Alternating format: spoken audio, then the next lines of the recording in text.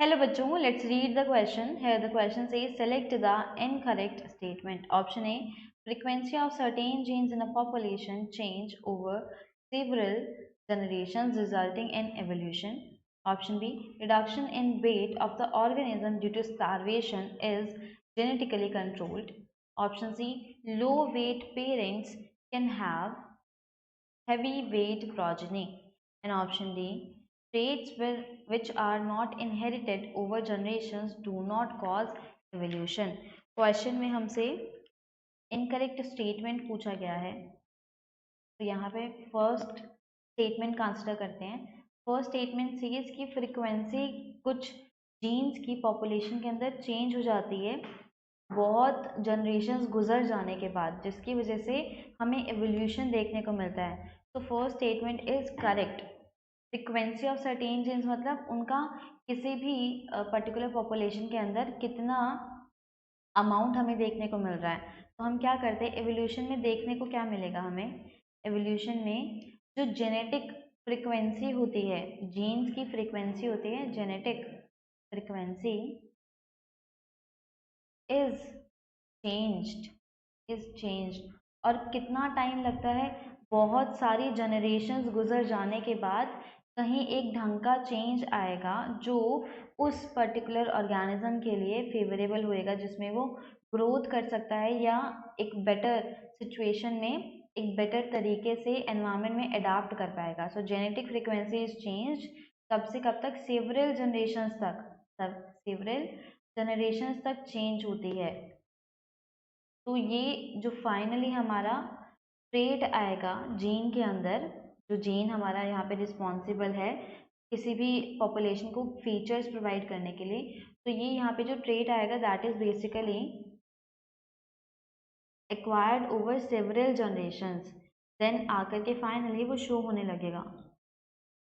Next statement says reduction in weight of the organism due to starvation is genetically controlled. First of all जो genetically controlled चीज़ें होती हैं, जो भी structures होते हैं, वो एक पेरेंट से प्रोजेनी में ट्रांसफ़र होते हैं। वो जो कैरेक्टर्स प्रेजेंट होते हैं वो रिप्रोडक्टिव जर्म सेल्स में अगर कोई तरीके का चेंज आपको देखने को मिलेगा, then only it can transfer to the progeny. Reproductive germ cells में चेंज अगर आता है तभी वो from parent to progeny transfer होगा, फ्रॉम पेरेंट टू प्रोजेनी। लेकिन अगर ऐसा चेंज जो नॉन रिप्रोडक्टिव सेल्स में आएगा, नॉन रिप्रोडक्टिव सेल्स में देखने को मिलेगा, नॉन रिप्रोडक्टिव सेल्स में अगर कोई चेंज आएगा that is not transferred from parent to progeny, from parent to progeny। तो ये स्टेटमेंट जो कह रही है reduction in weight gain of the organism due to starvation is genetically controlled, ये जो स्टारवेशन के थ्रू, स्टारवेशन मतलब भूखा रहने की वजह से, भूखमरी की वजह से, हंगर पूरा ना होने की वजह से वेट कम हुआ है, दैट इज बिकॉज कि उसमें जेनेटिकली चेंजेस आ गए हैं। जीन्स का इसमें कोई रोल नहीं होता, ये सिर्फ एक्सटर्नल आपका फैक्टर है जिसपे वेट डिपेंड करेगा। अगर डाइट अच्छी होगी तो वेट इंक्रीज करेगा, अगर डाइट ठीक ठाक है तो वेट नॉर्मल रहता है। और अगर किसी भी बच्चे को एकदम स्टारवेशन से सडन डिक्रीज देखने को मिलता है वेट के अंदर, ये जेनेटिकली कंट्रोल्ड नहीं है character, this is all are external features. So ये क्या हो गया, इनकरेक्ट हो गया। Now third is low weight parents can have heavy weight progeny। मैं यहाँ पे बोल रहे हैं कि अगर पेरेंट हमारा लो वेट का है, मतलब उसका वजन अगर कम है, तो उसके जो बेबी हैं, उसके जो प्रोजेनी है वो हैवी वेट के हो सकते हैं। ये करेक्ट हो जाएगा क्योंकि यहाँ पे जो चेंज देखने को मिल रहा है बॉडी वेट में दैट इज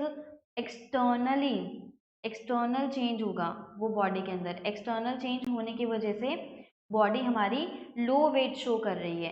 लेकिन अगर हमारे सेल्स में जो जर्म सेल्स होते हैं, रिप्रोडक्टिव सेल्स होते हैं, अगर उनमें चेंज आएगा तो ही वो प्रोजेनी में ट्रांसफर होती है।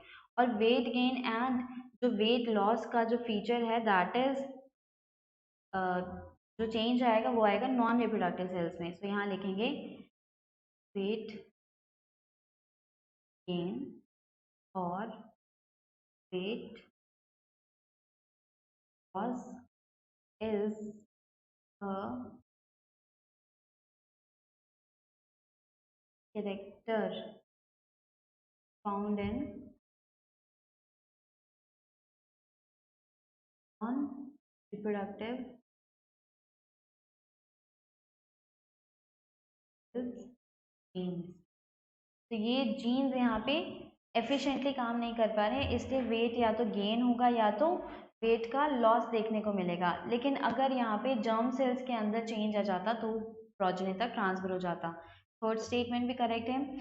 Fourth says traits which are not inherited, ऐसे कैरेक्टर्स, ऐसे फीचर्स जो इनहेरिट नहीं किए जाते over generations do not cause evolution.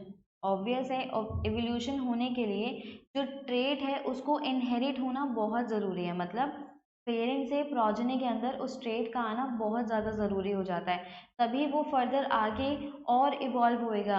Environment से इंटरेक्शन होएगा उस इंडिविजुअल का कि ये मुझे हेल्प कर रहा है चेंज एनवायरनमेंट में बेटर अडाप्ट करने का। अगर चेंज ही नहीं आया ऑर्गेनिज्म के अंदर तो मतलब कह सकते हैं कि आप इनहेरिट ही नहीं हुआ वो कैरेक्टर, और इनहेरिट नहीं हुआ तो इवोल्यूशन भी नहीं देखने को मिलेगा। ये स्टेटमेंट भी करेक्ट हो गया। फर्स्ट स्टेटमेंट भी करेक्ट है, थर्ड भी करेक्ट है एंड फोर्थ भी करेक्ट है। जो इनकरेक्ट स्टेटमेंट है that is B. So the final answer to the question is B.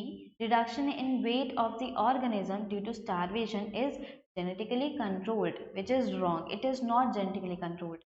I hope you understood this well. Thank you. Best of luck.